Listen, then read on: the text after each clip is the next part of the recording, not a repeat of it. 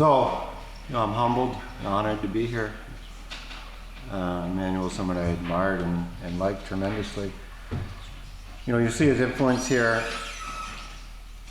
directly because the paper's going to have a big role to play for our safe store of value. We know Emmanuel had a great research agenda emphasizing safe assets, but also just kind of the way he approached economics is very influential to us, and in our limited way we try to live up to the same ideals. Okay, so today we're going to think about fiscal policy in a low interest rate environment. This is something that was kind of brought to the forefront a bit by Olivier's presidential address, but just in general, if you look at the data and kind of what Mike already mentioned, the government bonds do trade historically on average at a very low rate. And we wanted to think about what is the role of government debt in this environment and what is fiscal policy in general. Okay? So we're going to work in kind of your benchmark first year macro model, the Bewley-Huggett-Iagari environment, where the big friction is lack of insurance for idiosyncratic risk. That's enough to get you low interest rates, even negative interest rates. We're going to have very general heterogeneity, so you'll see that on that side we can be very general. We're going to have potentially a wedge between the marginal product of capital and little r is the rate on savings or bonds. We're going to do that through markups, which is, markups has a couple of advantages. One is it's easy to work with. Two, they exist in the world. But there are other interpretations of this. I'll give you two that I think are not too far away conceptually with what we do. One is firm credit constraints, where firms would love to bring the marginal product of capital down to the opportunity cost, but can't for some financial friction. And then the other obvious one is the one Mike was talking about, convenience yield, and we're working out a little appendix on that. I think those conceptually aren't so far off from what we do. One that is, and I'm not going to have anything to say, is aggregate risk. So there'll be no risk premium here. There'll be no asset pricing, which is also a very popular literature right now, thinking about government budget sets in terms of an asset pricing approach. We're not going to have anything to say about that. We're looking for, we have a contribution, we think. We're going to try to make it as transparently as possible. It has nothing to do with aggregate risk. We think the insights are portable, but anyway, so that'll be clear, that we're not going to be able to address anything with aggregate risk. Okay, so I want to do a couple things in my time. One is I want to introduce this new welfare metric. We call it robust Pareto improvements. It's basically extension kind of a traditional Pareto improvement, but it really requires very limited knowledge about idiosyncratic preferences, idiosyncratic risks, how people trade off things. And in a nutshell, and I'll define it more formally later, it's got to make every potential agent better off in every state and time. All right, so it's a pretty high threshold for policy. Obviously, it's not one that we're advocating as the only threshold because it's a bit strict. But you'll see that there's scope for pursuing such a threshold in this model at least. And then the second thing is once we have this metric on board, how do we achieve it with limited instruments? So this is going to be a fiscal policy paper, so obviously you have to say what the government can and cannot do. We're going to try to be very minimalist in what the government can do. It can make lump sum transfers, not taxes. It's going to have linear taxes on factors and obviously government debt. So it's a pretty restrictive set of instruments. Then I would like to communicate, where the welfare improvements come from. And so there'll be better risk sharing, but it'll be a better risk sharing given the limited instruments. So we're not going to have a tax and transfer scheme. We're not going to have progressive taxation. I mean, we could build that in, but that's not what we're going to do. as you'll see, everyone feels richer in every state, so it's not like I'm taking from the rich and giving to the poor. There's no need actually for more output, although that will be useful in some circumstances, but we don't need it. It's just a better allocation of existing output. And then an additional result that's perhaps more subtle is that government debt and capital are complements. Now, if you think back, and I'll echo many of the points made in the classic papers by, Samuelson OLG or Diamond OLG models. Think about Diamond, where debt and capital are substitutes. Here they'll be the complements in a very specific way that I'll try to show you. Okay, and then we're going to come up with some conditions about when is this robust Pareto improvement possible. So if the marginal product of capital is less than the depreciation rate, so if capital is beyond the golden rule, it's pretty straightforward to generate. And this is kind of an extension of Diamond's point. We have a bit more work to do because we have a little richer setup, but it's kind of the same at the end of the day. And we show that. But otherwise, we have this gap between, we have a marginal product of capital is bigger than delta, so capital is below the golden rule. There's still scope. We need to have enough government revenues to weekly increase all factor prices. Remember, we're not making anybody worse off. And what I mean by anybody, I mean think about just somebody who just gets labor income and consumes hand to mouth, or somebody like that, or somebody who just lives off their capital income. All these have to be weekly better off. So the government needs to raise some revenue to do this. And we show that the key parameter is the elasticity of aggregate savings. So so we're going to aggregate up households, and there will be an aggregate savings schedule, one for each period. But there'll be a clear implication that the more elastic this is, the more willing that households are to absorb assets or to hold wealth without a large increase in interest rate will be a key parameter. And this is kind of the sufficient statistic for idiosyncratic heterogeneity is this aggregate savings schedule. And then, in this environment, we got to be clear, there's a lot of shortcomings to this environment. Incomplete markets is obviously the most obvious one. There'll be a markup is another one. We have to be clear what the rules of the game are, and we have limited instruments, so there's a lot of potential improvements, but we got to make sure that they're feasible given the tools that we've given the government, and that will really be the heart of the exercise. I'm going to skip the literature. Okay, so I'm going to breeze through the environment because it's going to be pretty familiar. If you've seen Iagari, it's going to be basically Iagari, and I'll just flag as I go through the tweaks that we make just to kind of give additional perspective on what we're doing that might be different than your plain vanilla Iagari. All right, so on the household side, for the talk, we're going to admit population and technology growth. There's going to be the homotheticity that we normally have that you can always include exogenous constant rate of growth in TFP, and the usual formulas pop out, right? Instead of R, we'll get G minus R, etc. So I'm just going to stick with this constant technological environment. There's a continuum of households. Idiosyncratic income risk, and there's two sources of risk. Z is the efficiency units of labor, like in the traditional Iagari. Theta is, I'm going to call managerial talent, and I'll get to that in a second. That's also an endowment for individual I. Okay, so let's just look at the budget constraint. How do you, there. How did I do that? Okay. So, this is a typical budget constraint. We have consumption of individual I, the savings they bring into the next period. This is the wage per efficiency unit they face. This is their endowment of efficiency units. N is the number of hours they provide. Capital pi is the aggregate profits in this economy. They'll be such if we have the markup. All right? So we allow for a potential markup.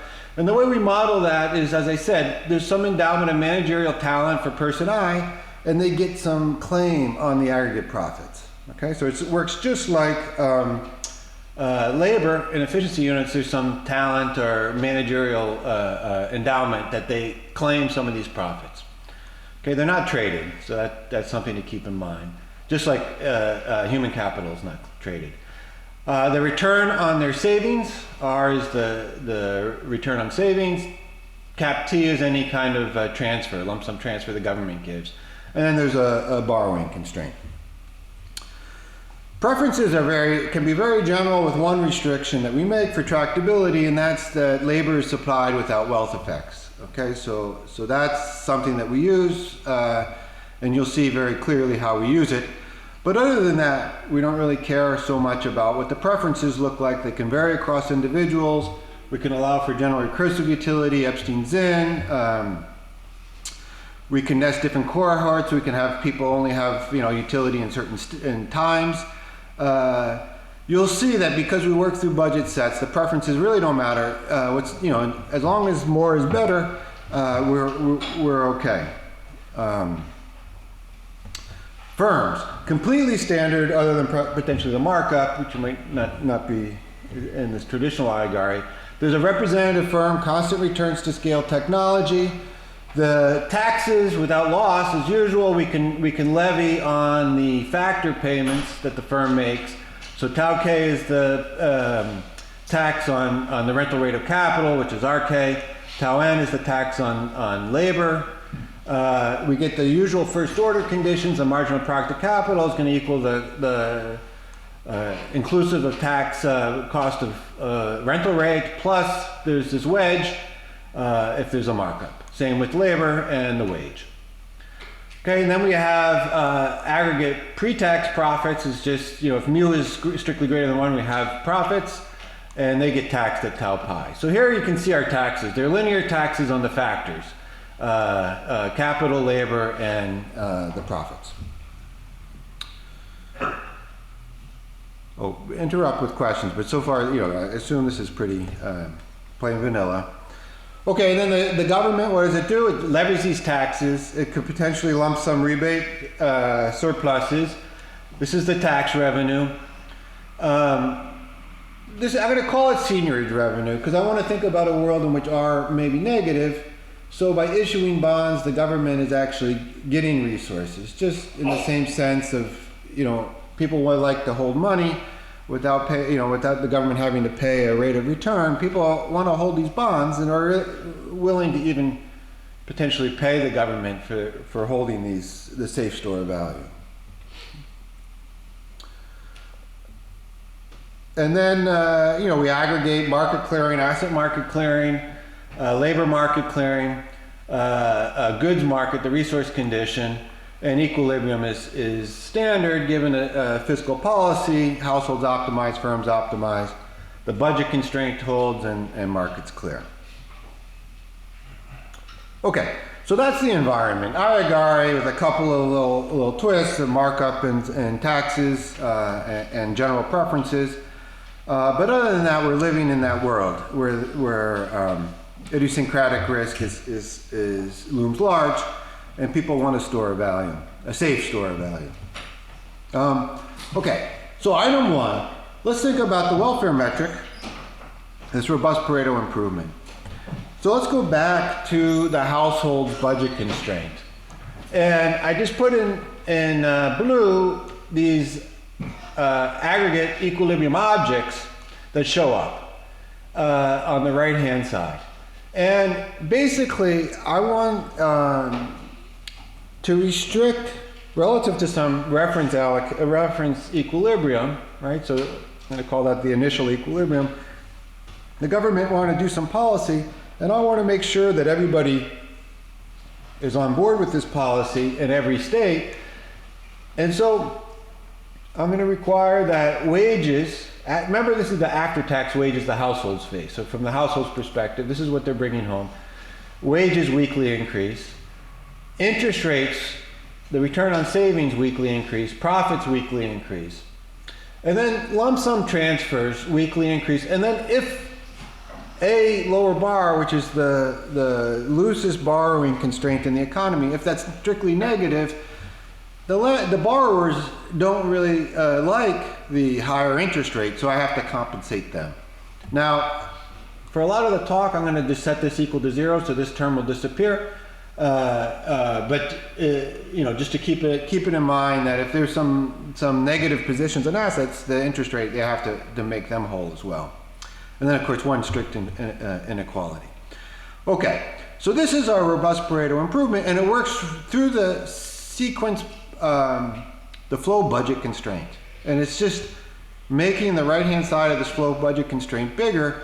And so that's true for any z's, any thetas, any a's, with this caveat about that. At every t, this is going to make agents feel like they have more to spend. Okay, so obviously this is kind of like going to improve people welfare, regardless really of their preferences, other than the fact that I need more is better, but I don't really need to take a stand on how risk averse they are, how they trade off across states, etc. The nature of idiosyncratic risks, whether they face a lot of labor risk or little, or they only have profit income, maybe they're rentiers, the lifespans. I'm not trading off income in one state or time against another. So it requires very limited information at the micro idiosyncratic level, and that's the word robust. It's kind of like, the government really doesn't need to know a lot of the details in order to make sure that this is actually a Pareto improvement. Okay, so let's just put this in context with some of the things that you may be familiar with. It's different than the utilitarian or even the traditional Pareto metric. So there are many seminal papers in this literature that look at policy. So Aguiar and McGrattan is one. And think about Aguiar and McGrattan and the value of government bonds. You know, they can issue bonds. The government can issue a bunch of bonds at period zero, lump sum rebate those to people. Those who are constrained can consume, which is great. It relaxes their constraint. Those who aren't can save it, and then they save it against some lump sum tax in the future. It's really a way of getting around the borrowing constraint. Obviously, that's an improvement. We're not allowing for that kind of scheme. Okay, DeVilla and all have a very nice paper on constrained efficiency with the utilitarian metric. What they do is they think about the relative factor price between capital and wages, and you think about the poor agents. Maybe they're heavily weighted their income towards wages, let's say. So then you want to tilt that relative factor price, and that improves the utilitarian metric. Again, that's not something that we're doing. Think about the traditional Social Security. You tax people while they're young, you pay them when they're old. There's a terms of trade that's better than the competitive equilibrium interest rate. You can just work through an Euler equation to show that people prefer that. Again, that's an intertemporal trade that we're not entertaining. Okay, so and then just kind of there's a lot of papers looking at Pareto improvements, improved insurance schemes, tax and transfer schemes where at some kind of ex ante period zero welfare, people like the higher insurance that the tax and transfer schemes are doing. Again, we're not doing that. So it rules out a lot of great things, but it's also very robust to the amount of information that we need in terms of preferences and risks. Okay, so now you might think, Mark, you're crazy. This is just a ridiculous kind of metric. It's never going to be possible, but so now let's go and look at what we need to make this feasible. So here's a thought experiment. Start from some initial stationary equilibrium. We can relax the stationarity, but just think it's simple. There's some factor prices, W, R, and pi, that exist in this initial equilibrium. There might be some initial debt that's financed by taxes. I'm going to assume the lump sum transfers are zero. This is also just for clean exposition. Then at t equals zero, it is normalized at time zero. The government announces a new fiscal plan. Okay. After the announcement, there is perfect foresight. Okay, so that's the experiment. I'm going to focus on a particular path to a robust Pareto improvement. I'm going to hold the after-tax wage fixed and the after-tax profits fixed. And I'm just going to focus on the role of a better return to savings, and potentially there might be some lump sum rebates. Okay, so that'll be a convenient thing, and it's also helpful just to isolate what we want to focus on. Okay, so let's think about the problem the government faces, and this is kind of a quasi-primal approach. Think about sequences of interest rates and transfers that the government wants to implement as an equilibrium. And then because of the criteria of an RPI, the interest rates have to be weekly higher, and the first interest rate is given, then it is inherited from the past, but then other than that, they can go wherever they want to go. Same with transfers. Okay, and then we're going to look for feasible. Basically, feasible means that we can implement it as an equilibrium in the government budget balances, okay, without having to resort to any lump sum taxes or lowering after-tax factor payments. And then the initial states are capital and household savings, okay. All right, so the first step to think through is we have this new sequence of interest rates, new sequence of transfers, the households are going to re-optimize. All right, so let script A be the new sequence of aggregate household wealth. And this script A function, which maps the government's policies via the factor prices, remember I'm holding W and pi constant, into household savings, is going to be the crucial object that we're interested in. And then a closely related object is the aggregate consumption function. And closely related, I mean, it's literally related to the aggregating up the budget sets. Okay. Now, the feasible, a sequence of R&Ts that the government wants to implement is feasible if you can find a sequence of Ks and Bs such that the asset market clearing condition holds. So the households, remember the households don't really care about this stuff directly. They're facing some prices, they're gonna have some wealth. That's gotta obviously equal the stores of value, which are government bonds and capital. So that one's straightforward. The second one is a little bit more obscure, and it's basically combines the firm optimality conditions and the government budget constraint. So I'm going to walk through that a little bit. The left-hand side of this equation, the B's, is the revenue minus transfers. I mentioned this already, that the government can issue bonds. Obviously, that's going to lead to resources. But if R is negative, even without issuing bonds, there may be some resources raised through what we call seigniorage. The right-hand side is the change in net tax, the taxes on firms. So to see that, first of all, I should mention, the convenient thing about the no wealth effect on labor supply and holding W at W0 is then I know aggregate labor is going to remain at N, 0. Because the wage hasn't changed. So conditional on Z, the labor supply hasn't changed because it doesn't depend on consumption. And then you aggregate up in the usual way, you're going to get the same aggregate labor supply. So we're going to just hold this fixed. This is where we're using that assumption. Otherwise, we'd have to know what the income effect on labor supply is. All right, so given that, this is what firms produce. This is what the households take home, right? They take home some labor income, some profit income, some rental rate income. This is all what they take home, and obviously the remainder is what the firm pays the government. So if you take the difference between f of kt and f of k0, these things cancel out. We get the difference in tax revenue, which is f of k0 minus f of kt, and then we have these payments on the rental rate, okay? So this is with switching signs.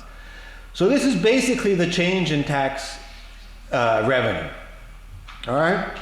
So this is really what we need to know. We don't really, behind this obviously are some taxes and subsidies, but this is kind of the condition that just depends on the aggregate capital stock and the interest rate.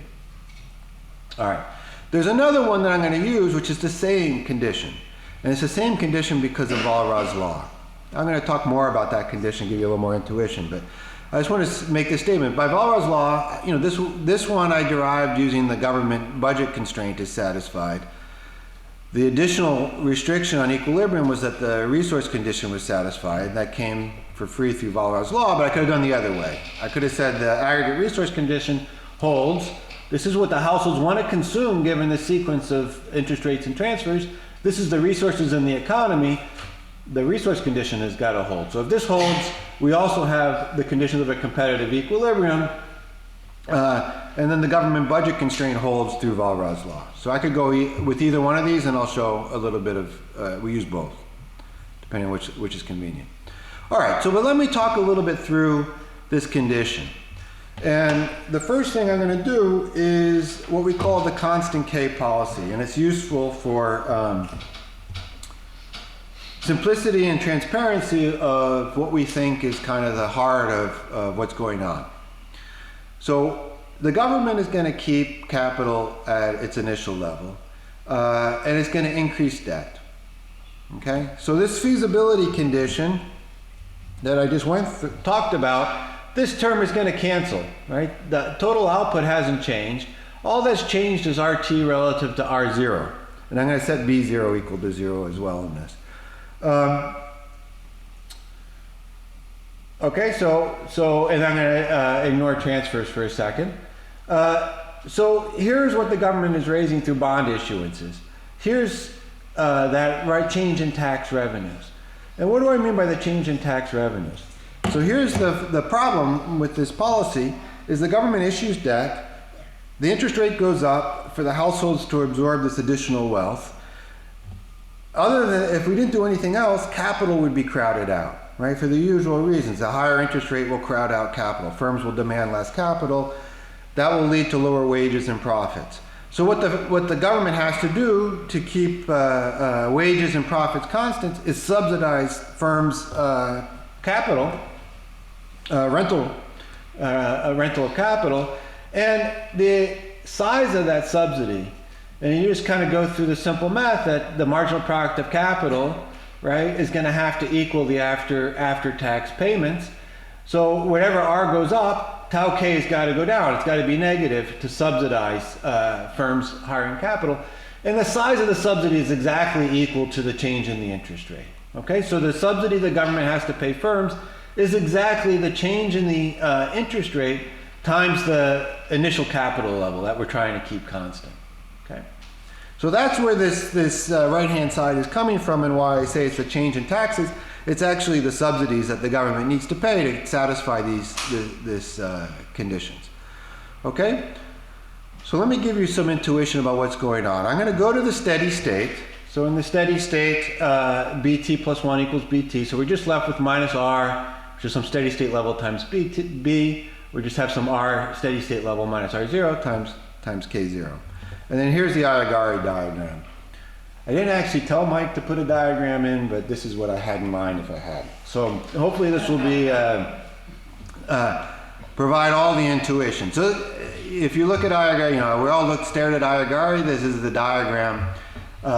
On the vertical axis is the interest rate. On the horizontal axis are asset and capital positions. The red line is the firm's capital demand. So we have a marginal product of capital is negative related to the rental rate, which is R plus delta. We get a downward sloping line. Okay, that's the demand for capital. And then the A over Y are the household's savings. As the interest rate increases, they're going to be happy to hold more wealth, and this is this upward sloping line. Here I've drawn it, and this is a simulation we do at the end of the paper. We have a calibration, but it doesn't really, the numbers don't really matter here. But just keep in mind, I've drawn it so that the initial equilibrium where these two intersect. Say we start from laissez-faire, we're at some initial equilibrium. The interest rate is negative. Okay, because that's the kind of the world that we want to analyze. So we're at this initial equilibrium. The government issues some additional debt and raises the interest rate. We've jumped to the steady state. The left-hand side, the seniorage revenue is this gray rectangle. It's just the amount of additional bonds times the interest rate, right? The absolute value of that. That's the revenue they get from seniorage.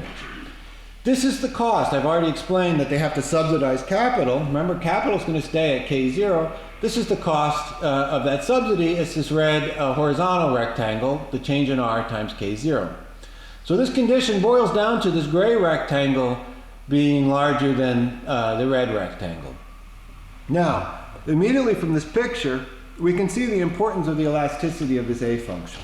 The flatter this thing is, the more that we can raise seniorage revenue without having to have a big subsidy to capital taxes. And that's the key trade-off. Okay, so already we can see that this elasticity is the crucial ingredient. Notice that with the constant k, I didn't have to say anything about the shape of this function, the curvature of the production function. Other than, you know, once given this initial equilibrium, all I'm really interested in is on the household side, how elastic are they? Right? And the more, you know, the more they issue bonds, this gray rectangle, you know, creeps up here, and we have to trade this off. So you can immediately see the importance of the elasticity. Second, you can see that, you know, this thing will have a maximum, the gray area will have a maximum at the peak of the debt-Laffer curve. We have to stop before that because of this tax subsidy, right? So there's this cost that's weighing against issuing debt that to achieve the RPI, we need to subsidize capital so it doesn't move, okay? So that's the other thing to see from this diagram. The third thing that's kind of subtle, is kind of, I think, kind of interesting, but hopefully once I explain it, it's kind of familiar, is that capital hasn't changed, labor hasn't changed, total output hasn't changed. There's the same amount of stuff in this economy. Yet every agent has a bigger budget set. Every agent feels at every instant they could consume more, okay? So how is that possible? Well, it's exactly the flip side of this aggregate savings schedule. We need to convince, through the higher interest rate, enough people to delay consumption. Even though they could, feasibly, in partial equilibrium, consume more, we got to convince enough of these households to delay consumption by the higher interest rate. And then there are households who bring in more assets, get hit with a negative shock. They can consume more because they have this additional assets. So we're basically generating a cross-sectional distribution of consumption that transfers consumption from the rich, you know, the high Z endowment people, let's say, to the low Z endowments. So we're improving the insurance in this economy, but there's no one who feels like they've given anything up. They voluntarily do this. So for me, this had a very strong echo, and it, you know, it's a direct, the paper I'm going to mention is a direct antecedent of this. It's Samuelson's OLG model. With the money, the social contrivance is what he calls it. That's an endowment economy. There's a fixed amount of chocolates in that economy. But you get a better allocation because the young are willing to take paper rather than consume their chocolates, and they're happy to give the chocolate to the old guys. That's exactly kind of what's going on here in a cross-sectional way, not in an intergenerational way, in a cross-sectional way. There's these government bonds that people are willing to hold in certain states and give, you know, and trade them with other people. So the number of chocolates is fixed, but they're going to the people who really have the high marginal utility consumption. So we can improve the allocation, right? Through voluntary trades, I think Samuelson called social coercion, like a social security system, social coercion. We don't have a social coercion here. We have voluntary trades. Okay, so this is basically everything I've said. I have this line, marketing line of, this is triple robust, no need to know the micro details, no need to know production elasticities, no need to know markup. I didn't say anything about markups, whether above or below the golden rule. All right, all we need to know is the slope of this elasticity. Now granted, there's a couple of loose ends. I'm looking at the steady state, right? There's a transition, obviously. And the fact that capital is constant is actually a strong restriction. Maybe we're interested in moving capital around. So let me get to that. All right, so more general policies. Suppose capital is above the golden rule, so the marginal product of capital is less than the depreciation rate. So now, crowding out capital frees resources for consumption. So we can do the usual thing, almost the usual thing like you're familiar from Diamond, is we substitute debt for capital. We keep the interest rate the same. The households have the same amount of wealth, but instead of holding it in capital, which is like a negative return asset, they hold it in government bonds. We have this additional step we need to do. We need to subsidize wages and profits. We go through the math just to show that that's always feasible. Okay, so we just extend Diamond to our different welfare metric and a little bit of a different idiosyncratic heterogeneity, all that stuff. But the idea is kind of there in Diamond, and we just extend that. So use that intuition. Now, suppose capital is below the golden rule. Right, so here we're thinking that there's a markup maybe where the marginal product of capital is actually above the depreciation rate. The interest rate, for now, let's just think about the interest rate could be positive or negative, because now we're going to have the markup maybe as an additional source of route to feasibility. Here's the thought experiment. You announce at some period tau in the future that the interest rate is going to go up by a small amount. So this is going to be a perturbation exercise. Interest rate goes up a small amount of tau. Every other period we keep it the same. Here's the sequence of elasticity. So at every t, from 0 on, or from 1 on, there's going to be a different household aggregate savings in response to the fact that for a while they anticipate the higher interest rate, and then after it they've had the higher interest rate. So this is this elasticity. Big R0 is 1 plus little r0. This is this elasticity, okay? So it's kind of like the sequence counterpart to that steady state elasticity. Define the return to physical capital as just the marginal product of capital at the initial capital and labor minus the depreciation rate. And here we're below the golden rule, so this is going to be strictly bigger than 1. Okay, we're below the golden rule, so there's some room to play with this marginal product of capital. The sufficient condition for feasibility is to find a tau and compute this elasticity, the sequence of elasticities, and we discount it back, and it's bigger than 1. So let me give you a couple of slides talking about this condition. Okay. So first of all, these elasticities of aggregate savings to the interest rate extends the insight from the constant K diagram. We want these elasticities to be big, okay? It's, at least in some present value sense. We want these elasticities to be big, and for the same intuition, okay? But now it's in the discounted sum. So we can trade off high elasticities in one period against lower elasticities in the other. And the way to think about it is the short-run elasticities will tend to be smaller than the long-run elasticities. Actually, Samuelson talks about this in Foundations, the Chatelier principles, he calls it. The short-run elasticities that typically are smaller than the long-run elasticities. Maybe, at a period by period, the short-run elasticities are too small. But here we can smooth them across time using debt or capital. Interestingly, the terms of trade across time is the marginal product of capital, not the interest rate. So the government trades with Mother Nature, another Samuelson line, at the marginal product of capital. It trades with households at the interest rate. And of course the markup is that wedge. We could think about it as a convenience yield, but we do it to a markup. So first of all, the bigger that gap, the bigger this thing is. And the discount rate is going to be the marginal product of capital, which, because we're below the golden rule, is going to be strictly bigger than 1. And that's going to be the important intertemporal terms of trade. Okay. Point 2 is more of a literature relationship, but this, if you think about what this sequence of elasticities is if you ran an impulse response to an interest rate increase and looked at the aggregate household savings in the data, and then integrated that would be the statistic. And potentially it's something that we can estimate. And there's a literature in the 80s and 90s that did try to estimate the effect of, basically they went the other way, but it's just this kind of an inverse argument. They wanted to understand the effect of government debt on the interest rate because they were worried about crowding out. There were identification issues with what they were doing, of course, because government, just like with money, government debt just doesn't fall exogenously.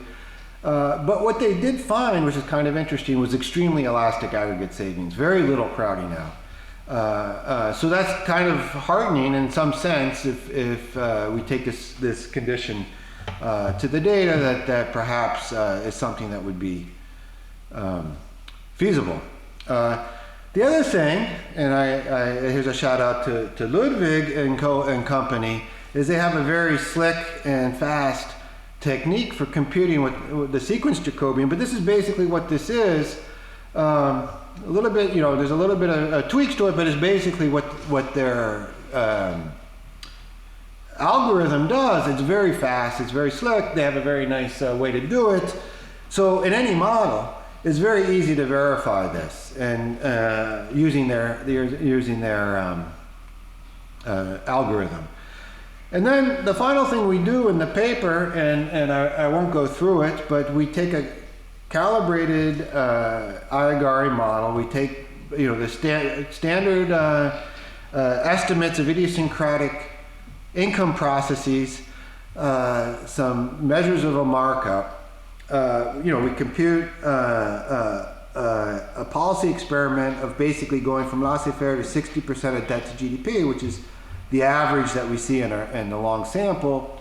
And we ask, in that world, and we solve the nonlinear, the full global solution. In that world, is it feasible to do this? And the answer is yes. So there's a lot of space for this kind of policy, mainly because in the Aguiar model with the idiosyncratic risk that we calibrate to, the aggregate savings schedule is very elastic, at least in the long run. All right, so that we do. Yeah. Oh, yeah.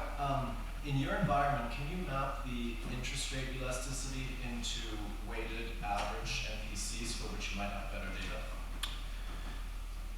data? We haven't done that. I'll tell you what we did. Well, we've looked at papers that have gone so basically what we're interested in is the intertemporal elasticity of substitution. And there are, Auclair Company and Christian Wolff have these mappings between MPCs and the IES. We haven't actually worked that out in this environment.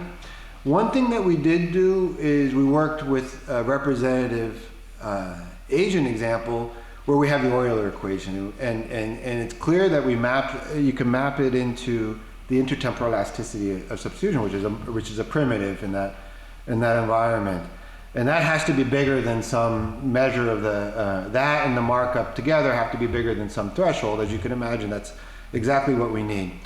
And then we basically have used simulations for the Aguiar model, but maybe we should go back to that. Then the final thing I should say about this transfer smoothing. Why we call it transfer smoothing? Because we could implement this sequence of RPIs. No, take the allocation of capital. This is the way to think about it. Take the allocation of capital and debt, and we could think about implementing that with lump sum taxes in some period and lump sum transfers in other periods. Obviously, the lump sum taxes violate our notion of RPI. So what this discounted sum is telling us is actually we can use something like government debt to smooth the transition. So think about building up the capital stock, and that's the policy. He's going to implement that. In the first stages, we use debt to cover those low elasticity and perhaps we have to subsidize investment. In the long run, we have a high elasticity and additional resources, perhaps from additional capital. We can use government debt to kind of trade between those periods, or capital is also being effectively used for that. And that's what we call by transfer smoothing, is we don't want a negative transfer in the period zero. We use debt to smooth that, right? So in that sense is what I refer to as capital and debt are complements. That to implement higher investment, We need to avoid lump sum taxes and to finance a subsidy to investment. Government debt is what does that. Perfect. Okay, so what did I do? I introduced this rather restrictive but robust welfare metric. I showed that the feasibility hinges on this aggregate household savings schedule. Government debt is used for two things. One is seniorage directly if R is negative, but even if R is positive and there's a markup, it's useful to smooth across periods between low elasticity and high elasticity periods. Okay.